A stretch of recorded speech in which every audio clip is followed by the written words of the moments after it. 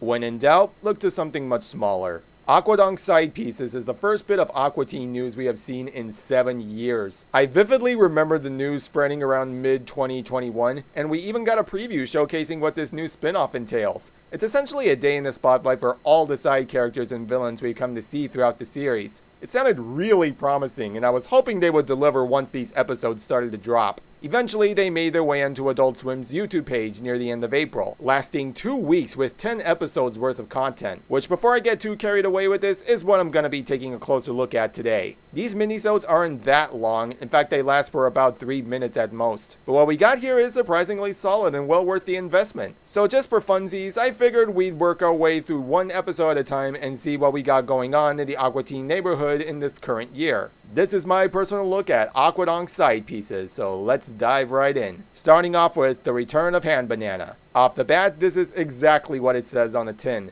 The infamous Hand Banana is back, and this time he's hooked up his own personal shock collar on Carl on the off chance he ever wants to entangle with him personally. I'm just gonna say it right now. While I know this character is considered a fan favorite, I'm probably in the minority saying that this is one of those things that hasn't really aged all that well. In this case, we're talking about a dog that wants to, being as light as I can on the subject, assault Carl for his own twisted desires. But I digress. This feels like a direct continuation after the fact. The roles are reversed this time, with Ham Banana being the one in charge while Carl is his own personal pet, so to speak. Carl tries warning Frylock about the ordeal, Miwad comes out with some horchata, all part of their plan to actually kill the dog in question. As you'd expect, it doesn't work out, and Ham Banana ultimately wins in the end. And of course, we gotta have spaghetti for good measure. This, by the way, will never not be funny to me. At the last minute, Shake sounds a horchata horn because I guess it's a cardinal rule to let him know when horchata is on the line. Okay? In any case, simply put, it's a start. Nothing in particular that really stands out, at least compared to what's coming up next, but at least it makes for a warm-up to what would eventually be a really good miniseries. Next is the Brood Rap. Immediately, I was in for a fun one. Carl actually finds work in this side gig as a ding-dong doofus until he starts hearing the voice of the Brood Rap.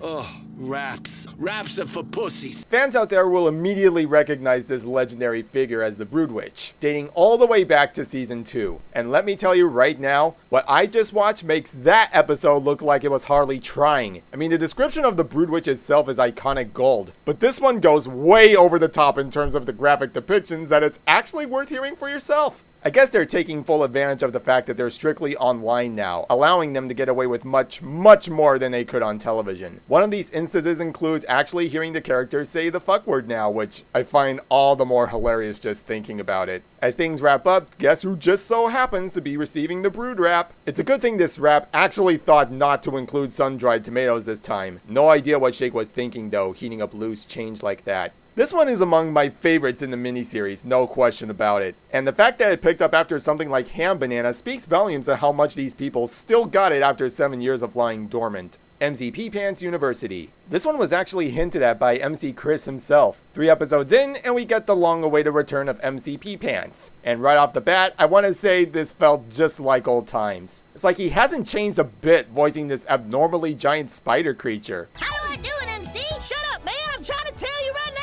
It's all great fun to listen to after so many years. His crazy scheme this time involves trying to get down payment by persuading the elderly via his standard rap music. This one genuinely slaps, not gonna lie. The music this guy's able to dish out still holds up. Small side note, I love the added detail of this whole video being done via green screen and how obvious it is just looking at it. The kicker to this whole thing is that he actually fell into this whole plot of his, going into great detail how much he's grown fond of his fake father. It's really one of those things that adds to the hilarity this character brings. And while it's not a lot to write home about at the end of the day, it's still a pleasant treat nonetheless for all the fans out there. Moonmaster 9, Beware the Gorgatron. 4 episodes and we're treated to the Mooninites. Sounds like I've been through this before. This one is perhaps the most laughs I have gotten out of the series considering what they're poking fun at. In this case, it's your average Let's Player reviewing a game that honestly sucks, let's be real here. All these cool characters on display and you're stuck with these two dipshits. And all they really do is loaf around and make fun of the player for not enjoying their game and catering to their insane demands. It's your standard Moon Knight romp taken to the extreme and in their own environment more or less. Combine this with the social commentary as someone who's well versed in video games himself, and you've got a delightful 2-minute vignette making fun of you in the best possible way.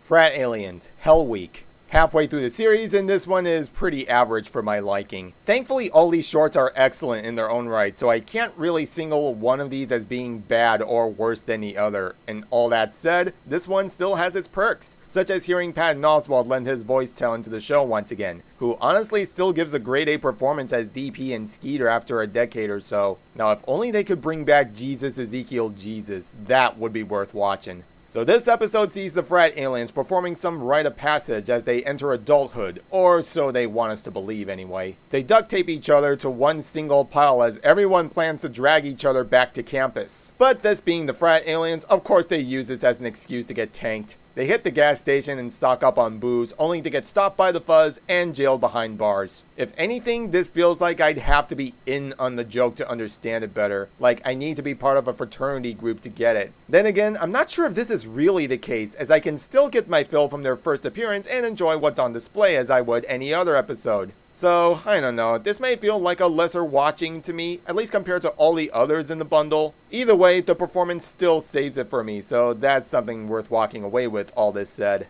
Next is Breaky Bee. This was the one they teased back in November 2021, and now we're seeing it in its full glory. The only surprise here is they were releasing this over the weekend, when I initially thought this would be a weekday deal. Don't know what that was about. So while Carl and Shake are enjoying their new jobs at the mall, the cybernetic ghost of Christmas past plans to put a stop to the breakdancing robot Breaky Bee, believing this thing would cause the extinction of humanity as we know it. You basically get what you see with this one. Not too much to write home about, but I do like how we're switching between the cybernetic ghost and the average day Shake and Carl have on the job. It's a good change of pace considering what's at stake, which at the end of it all is realistically nothing, granted how stupid this whole scenario is. Which is basically this entire character in a nutshell, and I mean that in the best possible way when I say that, so not too bad this one. Well worth the wait, honestly. Markula the Slumlord. Of all the Aqua Teen characters, among my favorites are the Plutonians, Oglethorpe and Emery. Just something about how they interact and their insane stupid plans are always a blast to enjoy. And I had no doubt they would eventually get their fill in Aquadonk proper. What I wasn't expecting, however, was for them to bring in another character for these guys to share the spotlight with. That would be Markula. This guy served as the Aqua Teen's landlord, and would pop up once in a while since Season 5. Not someone I was particularly psyched for, but I knew there was untapped potential. We eventually got to see something like Vampirus, so he still has a lot going for him. Here, the Plutonians are looking for a new home to rent, and Markula offers the poorly shaped, run-down Pizzapotamus, which, by the way, we haven't seen since at least 2003, so it's still nice to see they still have these assets 20 plus years later. There's some great back and forth between Markula and the Plutonians, whether these two are discussing their plans for the place, or Markula's upfront remarks towards how he's essentially scamming them into this death trap. And also I am very racist against you, and you, but especially you, whatever you are. It's one of those things I genuinely enjoyed about this episode, and I was hoping to see more like this down the line. While we never got more special cases like this, what we got here is still great on its own, making it another highlight of the series for me. Merlots Revenge. If the last episode surprised me, this one did what I was actually hoping for. As someone who stuck with the series since Season 8, in the back of my mind, I always thought it'd be cool to see some of the later characters given their due sometime during this run. Things like the Creditor and Zuccotti Manicotti immediately come to mind when I think of modern day characters worthy of bringing back, and this short managed to do just that. Of all the Season 10 episodes, I always thought Merlot Sauvignon Blanco was pretty good. I never thought they would bring this guy back after the fact, but I'm pleasantly surprised they went through the effort. So Merlot, up to his old tricks again, subjects Carl as his next victim. His plan being to humiliate unbelievable Ron while he's on stage doing the standard shoddy stage magic you'd come to expect. What results in this is a solid dynamic between the two. We learned Ron and Merlot used to work together and had this big falling out. Ultimately, this revenge plot gets them both kicked out, and now they have to join forces again to make money by ways of street performance. While we don't get to see the Mind Mosquito in any capacity, the fact that they thought to shed light on Merlot of all characters is still still really cool either way. Something I'd love to see more of if we ever get another fresh batch of episodes down the line. The Dumbest Doll of All, a direct continuation of its source material done in all the right marks this time around. In this case, taking place right at the end of Dumber Dolls, we see what happens right after Shake chucks Happy Time Harry off the cliff. From his perspective, he actually believes he became a Highlander following Shake's insane troll logic earlier. And we see how Harry tries to off himself on the highway, losing his legs in the process. 18 years later, he winds up back at the Aqua Teen's house. Meanwhile has long since moved on, and his new doll friend is now a Mexican candle of all things. Alright, let's go with it. After a failed attempt to behead Happy Time, they wind up killing him by means of the standard trope the series has long since stuck with, and I love how they actually address this in the episode itself. Why does your floor make stuff blow up?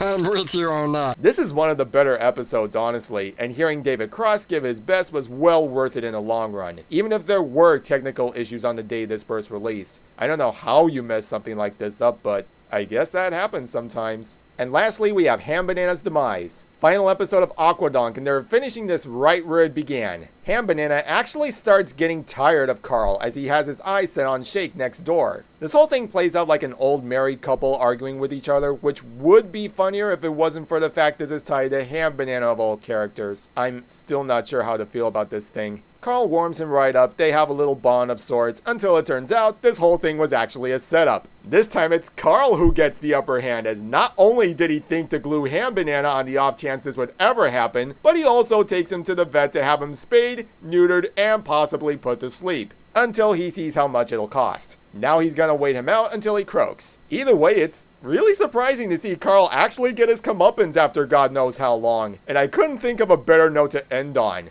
The only real thing that hurts Aquadonk's side pieces is that, much like your standard Adult Swim season, we get the usual 10 episode deal. I'm gonna be honest and say I did catch on to the fact for the last couple years, but even then, I always felt a mini-series like this could show so much more potential considering the massive amount of characters in the Aqua Teen universe. I'm generally happy with what we got, all things considered. At the same time though, this being a 3-minute showcase of every character they can get a hold of, you think they would have done a lot more with this premise in mind, but I digress. The 10 we did get are really worth watching still. Whether you're a fan of the series or just want to see what sort of crazy characters exist within the show, cause with practically 140 episodes on the plate, it's easy to forget that sometimes. This is Miss Dan signing out, thank you all so much for watching, and I'll catch you all in the next one. See ya folks.